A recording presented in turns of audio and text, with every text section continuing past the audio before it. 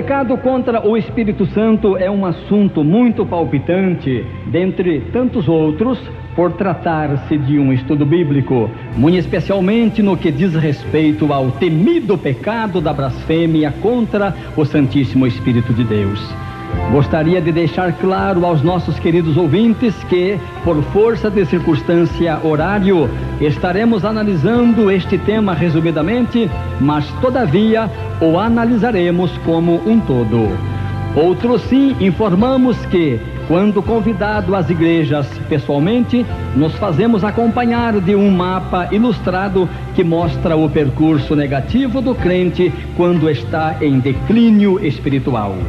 Desejamos a todos nossos estimados ouvintes que este assunto de conhecimento bíblico possa trazer-lhes mais e melhores informações ao que se refere sobre nossas vidas em relação ao glorioso e Santíssimo Espírito de Deus. Dando introdução ao nosso estudo, vamos ler no Evangelho segundo Mateus, capítulo 12, versículos 31 e 32, o que diz o seguinte: Por isso vos declaro, todo pecado e blasfêmia serão perdoados aos homens, mas a blasfêmia contra o Espírito não será perdoada. Se alguém proferir alguma palavra contra o Filho do Homem, ser-lhe-á isso perdoado. Mas se alguém falar contra o Espírito Santo, não lhe será isso perdoado nem neste mundo, nem no porvir. Prefaciando nosso estudo, temos 3 perguntas. Quem é o Espírito Santo? O que o Espírito Santo faz? O que ocorre com o Espírito Santo e o que ele sente? Respondendo a essas perguntas, observamos o seguinte: primeiro, o Espírito Santo é a terceira pessoa da Santíssima Trindade que assumiu o comando do governo divino na dispensação da graça. Ele é onisciente, vemos isso em 1 Coríntios capítulo 2, versículo 10. Ele é onipresente, vemos isso em Salmos 139, versículos 7 e 8. Ele é também onipotente, vemos isso em Lucas capítulo 1, versículo 35. Segundo, estamos diante de um ser que é o Criador do homem, Gênesis capítulo 1, versículos 26 e 27. E também Criador dos animais marinhos e da erva do campo, Salmos 104, versículos 13, 14, 25 e 30. Ele também fala conosco, Atos capítulo 8, versículo 29. Também ensina e guia-nos, João capítulo 14, versículo 26 e capítulo 16, versículo 13. Ele também intercede e luta por nós, Romanos 8, 26. Aleluia.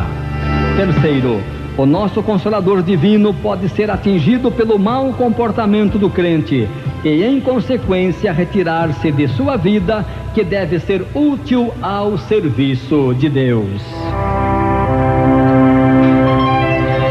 Prosseguindo em nosso prefácio, vejamos 2 textos bíblicos, o qual queremos ler aqui juntamente com os ouvintes. O que está escrito em João, Evangelho de João, capítulo 14, versículo 16, e Salmos 51, versículo 11.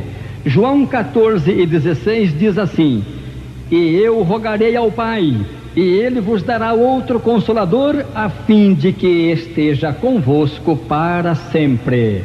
Salmo número 51, e o versículo 11 diz: Não me repulses da tua presença, nem me retires o teu Santo Espírito.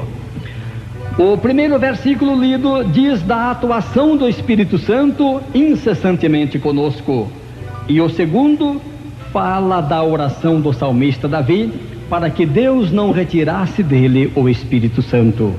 Vemos nestes 2 textos 2 vontades: a de Deus de estar sempre conosco e a nossa de conservar o Senhor sempre em nós. Esta sintonia é o segredo da vitória do cristão. Não há demônio que possa vencer um crente que concorda com Deus. Aleluia! Querido irmão em Cristo Jesus, Como está a tua sintonia com Deus? Ao analisarmos os diversos tipos de pecados que uma pessoa possa cometer contra Deus, chega-se à conclusão de que qualquer pecado é, invariavelmente, ponto de partida para outras transgressões, que, se praticadas forem, arruinarão a vida de um crente. Vejamos como exemplo o adultério, que é um pecado sexual. Em Provérbios capítulo 22, versículo 14, diz que aquele contra quem o Senhor se irar, cairá na desgraça da mulher adúltera. Ouvintes, observemos, portanto, que para acontecer que Deus venha se irar contra um crente, é preciso que este esteja praticando pecados e não os confessando já há tempo, pois Deus é longânimo e tardio em se irar. Os tipos de pecados relacionados em nosso breve estudo são lances tramados pelo maligno para macular o crente perante Deus. A sequência de delitos que se comete contra o Espírito Santo, dispostos neste estudo, constitui a rota fatal daqueles que se enveredam pelo caminho da apostasia. Vamos ler o que está escrito em Jeremias, profeta Jeremias, capítulo 2, versículo 19, que diz o seguinte: a tua malícia te castigará e as tuas infidelidades te repreenderão. Sabe, pois, e vê que mal e quão amargoso é deixares o Senhor teu Deus e não teres temor de mim, diz o Senhor dos Exércitos. Perguntamos então, o que é apostasia? Vejamos alguns significados, os quais são: deserção da fé, mudança de crença e abandono de um partido ou de uma religião. Analisando a deserção da fé, vemos alguém que um dia esteve entre nós, mas que se foi sem dar notícias, nunca mais apareceu.